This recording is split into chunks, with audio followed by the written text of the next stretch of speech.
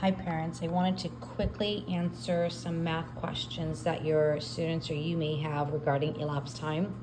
It's not the easiest math for third grade, it's quite complex, but I did a couple of questions. Number two, number one, it's the sixth last one.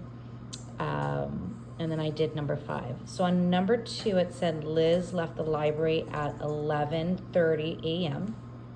on Saturday. She was there for about an hour and 25 minutes. What time does she get to the library? So what we've been doing in the classroom is using an open number line where the students add the hour first, which is the most easiest for the kids to add the hour, which is the first numbers before the colons. So if she started at 11:30, if you add 1 hour, that becomes 12:30 p.m. We've been talking about how you transition from AM to PM or PM to AM when you get to the 12 number mark.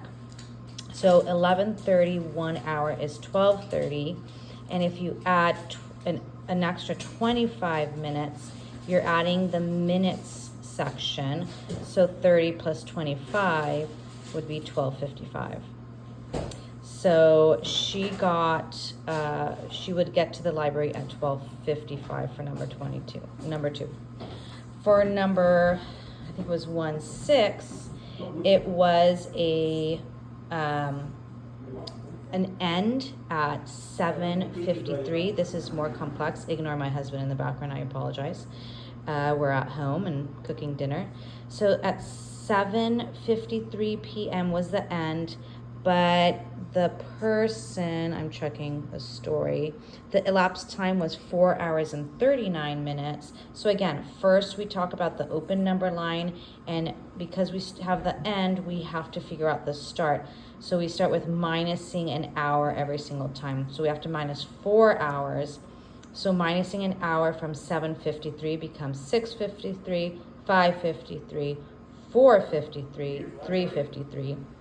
And then we work on the 39 minutes. Again, we work with friendly numbers to help us out. So minusing 10, that's 3:43, minus another 10, that's 3:33, then minus another 10, that's 3:23 p.m. And what you're left is minus 9 minutes. So we have talked about the minutes. If you're minusing 9 minutes, you can look at 23 and minus from that, and 23 minus 9 is 14. So the start of that end elapsed time would be, it started at 3:14.